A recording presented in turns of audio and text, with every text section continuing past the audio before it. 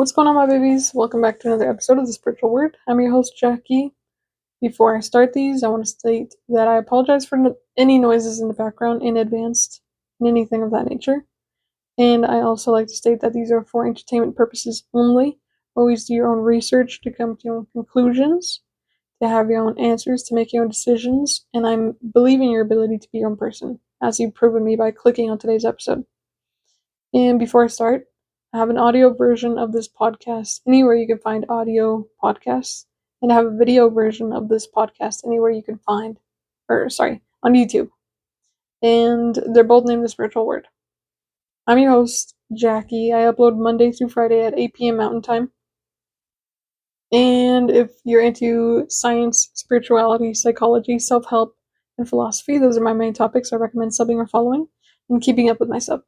So, in the last episode, I was talking about how to use your power of creation and how to co-create or procreate with the world. And as I look down at the timestamp, it's 111. And besides that, I said that in the last episode, I would talk about how to meditate in today's episode. So that's what I'm going to be breaking down for anybody who wants to get into meditation and how I kind of do it for myself, just because I have an unconventional mannerism when it comes to all of these different things. Number one, meditation is very simple. You can simply sit down and just listen to the peace and the quiet, or you can do kind of like,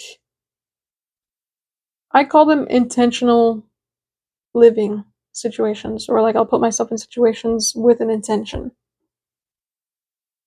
And ultimately, meditation is just you simply sitting down or laying down or being comfortable and observing your thoughts and not forcing yourself to not think, because I don't think you can ever get yourself to not think. And unless you're like a really good practitioner, but even then I don't think your thoughts ever stop. So it's not you trying to force your mind to stop thinking. It's about observing where it's going, when it's going that way. And then you get to a point where I feel like you intentionally set a point for you to get to, and you allow your mind to get there on its own. And I feel like it's a training or a tool that gets you to have a bigger, what is it called? A bigger attention span. There you go. And you're just focusing your attention on something, whether that be your thoughts, whether that be your physical body, whether that be the outside noises, whether that be a focal point in front of you. Now, how I personally meditate is through having a focal point. One of the ways that I do it, and this is going to sound really stupid, but I focus my attention on one point in front of me. Like, if I'm sitting in front of a wall, I'll focus on one little spot on the paint. Or if I'm looking at something that has texture, I'll focus solely on the texture. Or if I'm outside, I'll focus on the trees. Or I'll focus on the grass. Or I'll focus on something that's in front of me. Or if I close my eyes, then I focus on the back of my head. And you'll feel when you've connected. And what I mean by connected, I mean you'll feel the attention. And that attention will awake other things in you, other properties in you, and will get you to a lot of realizations for yourself. Like, meditation is a very helpful tool for mental regulation, yes, but ultimately what I use it for is to gain wisdom and to kind of like, I guess, mentally regulate, and to deal with my day-to-day issues and stuff like that, because everything is relative.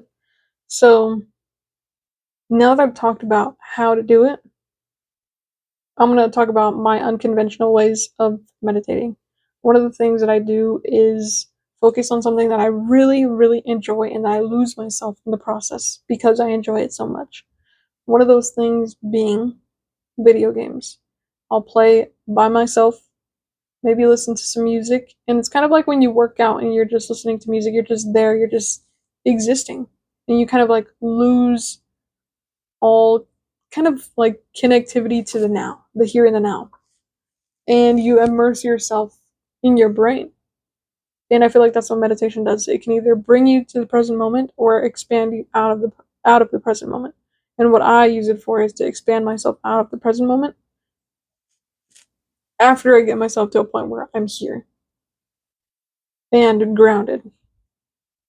Another form of meditation that I do is grounding, where I will physically feel the ground. Excuse me. I will physically feel the ground underneath my feet. Like if I'm outside, I'll take my socks off and physically feel the dirt with my bare feet. And another thing that I use as meditation, or like an unconventional way of meditating, is that I'll just simply like sit somewhere and just like be there. And that I say is unconventional because it's kind of awkward to just sit somewhere and like not be trying to make conversation or, not on my phone. Another form of meditation that I use that's very unconventional is that when I go to like the doctor or the DMV or to anything like interviews or anything of that nature, like anything where I'm out and about and I'm waiting for something, or if I'm waiting for my food, I'll sit down and meditate. I used to have this bracelet that I just say a mantra over and over and over, but that broke. So now I just sit there and be there. And I just observe what I'm thinking, what I'm feeling, and just try to sit there with myself. And if it's like if my thoughts are negative, then I kind of like allow that to come up. And I'm somebody who's kind of almost addicted to bettering myself. And so in moments where I'm noticing my thoughts and my feelings and they're not so good, I'll kind of parent myself in that moment and be like, you know what, it's okay, just breathe, be here now. And I feel like that's what meditation is for, besides having mental clarity. And that provides you with mental clarity. So that's what I do unconventionally. And another form of meditation that I do is I use my technology intentionally so that I don't get wrapped up in kind of misconceptions about the world or about reality or false views of things. And when I say false views, it goes into this whole different reason for why I do what I do. And I kind of check myself with my technology. So if I get on YouTube or if I get on Instagram or if I get on TikTok, because those are really the only forms of technology or social media that I use them intentionally. I don't really watch any YouTube anymore if it's not spiritual or if it's not teaching me something. And I don't really watch TV or movies or shows if it's not for the purpose of observing what's going on in this TV show. Like for example, I have Paramount Plus, and one of my favorite shows to watch is Couples Therapy because I'm learning from the dynamics that other people are having, and it's kind of like researching, but researching real people in their real lives. So I don't watch or indulge myself in stuff if it's not really helping me. And there is times where I kind of get on TikTok and I'm just scrolling and scrolling and scrolling and scrolling. But I don't let myself get to a point where like I'm scrolling for half a day or something like that, Like I don't let myself get even like 2 hours into it. And I don't even let myself get into it for like an hour. So I kind of regulate and I have intentional things when it comes to my technology. And with that being said, sometimes I will randomly flip to a page in a book. Like I literally randomly flipped to a page in a book today, because I felt inclined to do that. And that's one of my other forms of meditation. I'll just sit and be here with the here and now and be here with consciousness as consciousness is me, and just kind of take notes about what my reality is trying to get me to see. And that's what you do when you're meditating. You're observing. So I use my conscious existence as a form of meditation. When I go to sleep, I have an intention for when I go to sleep. I will observe my dreams. Like last night, I kept having dreams with influencers, and I thought that that was very strange. And, I observe those, and then when I play them back in my mind, I just kind of allow myself to indulge in whatever I think it means. And if I think that it means this, then I allow myself to like kind of play into that role. Or if it means this, or if I decide that I want to look it up, or if I decide that I want to look it up in a dream journal where you find out what dreams mean and what significant signs and different psychology mean.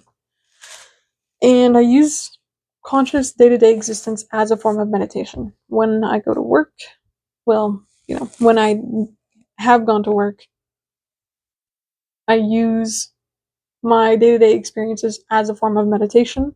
When I interact with my family, I use that as another form of meditation. And meditation has this connotation to it, or like the normies of society who aren't into meditating think that it's its own chore, and that you know I have to sit there and force myself to not think, and it's nothing like that. It's you reflecting on yourself. And so I use everything in my reality as a form of meditation and another way to kind of ground myself in the present moment, and another way to allow myself to see the truth of whatever's happening. And sometimes what's happening is not such a good thing, which then again I use as another form of meditation to kind of regulate myself. Like, if I feel like most people who use meditation, they use meditation for a form of regulation, whether that be emotionally regulating yourself or mentally regulating yourself. And when you think of things, they usually attach themselves, or there's a feeling attached to that.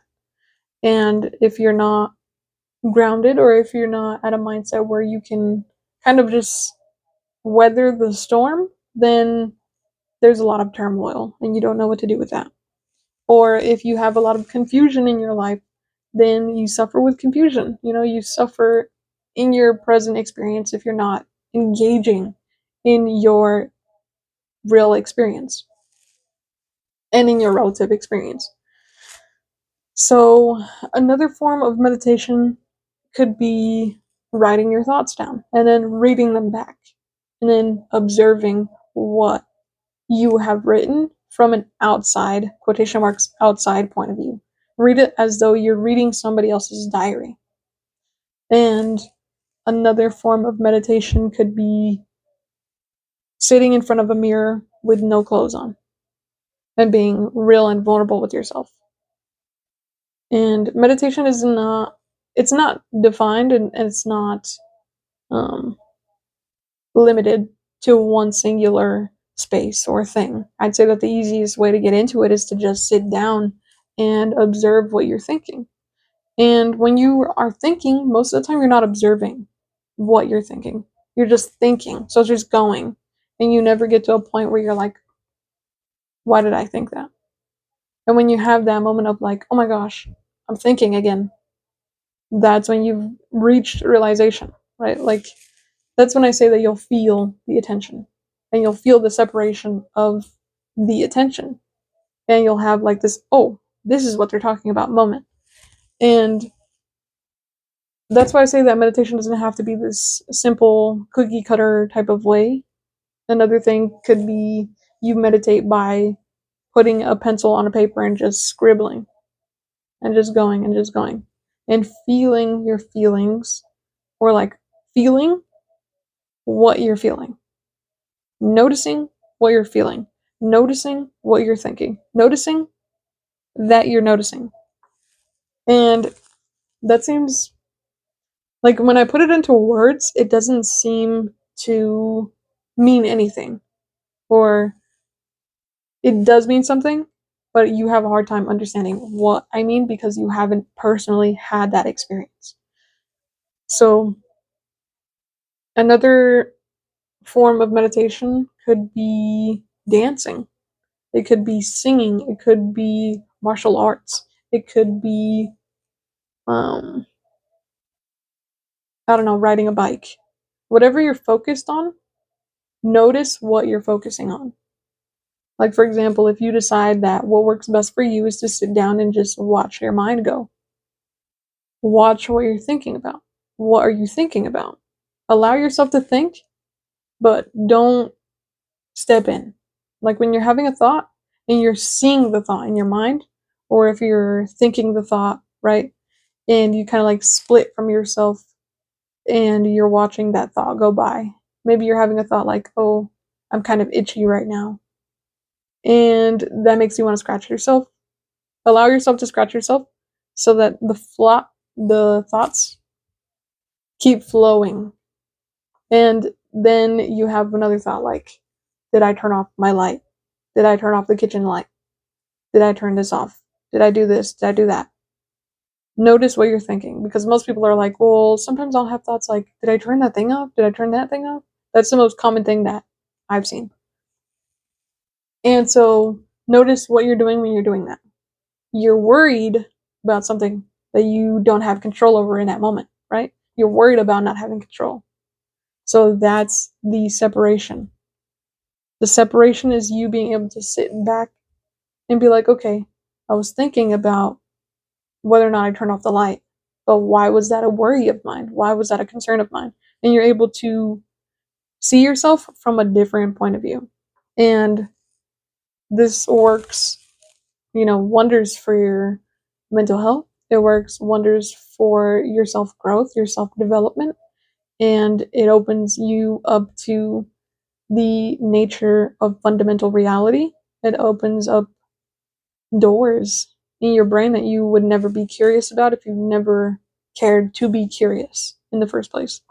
And another and my final tip just before I conclude this is to just allow yourself to have these thoughts, because the point of meditation is not to force yourself to not think and to maybe not notice or whatever the case is for you. I'm sorry if you can hear that, but it's the point of meditation is like allowing the river to go and you separate from the river and watch it go by. And don't have any feelings, don't have any attachments, don't have any judgments, don't have anything but just looking at it. Just look at the river. Just watch it exist. And most of the time, because you're flowing in this river continuously, every single day, and every single second, even when you're meditating, it's going to be really hard for you to even notice when you're thinking or to catch yourself when you're thinking. Like you'll have a thought and then you'll be like, oh, I just had a thought. But what was it about? You were so engulfed in the movement of your thoughts that you didn't even notice that it was moving. And meditation allows you to sit there and be like, oh, I saw it. I saw it. I caught it.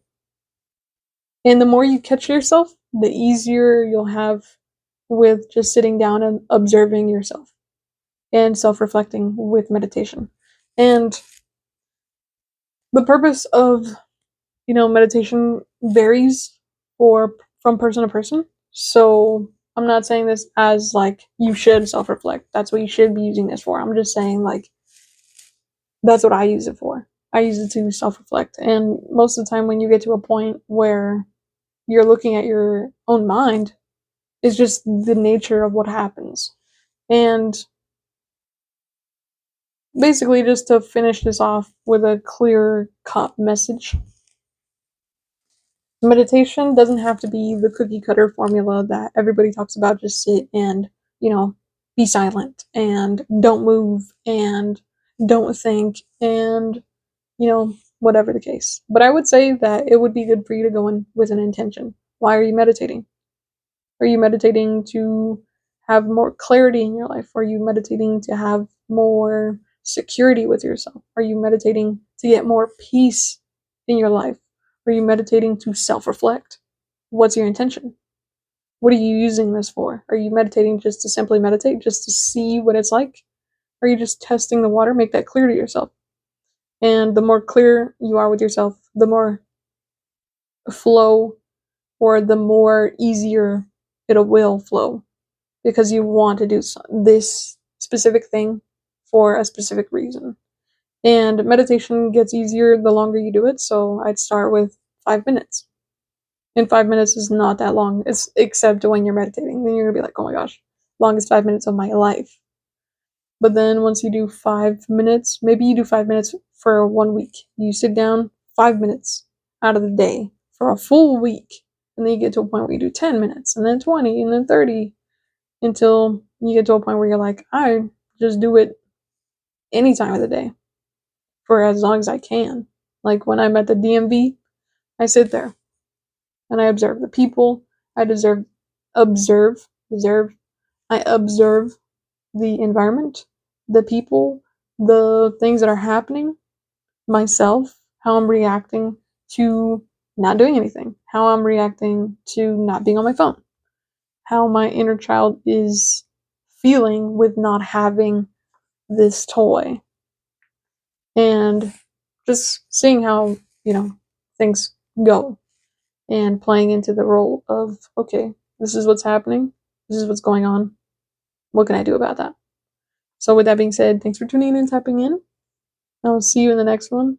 And before I end this, I think I'll probably do a self-reflecting video, or a video on how to self-reflect tomorrow. And yeah, I think that's it. So with that being said, thanks for tuning in and tapping in, my babies. As always, I appreciate you for being here, and I'll see you in the next one. Peace.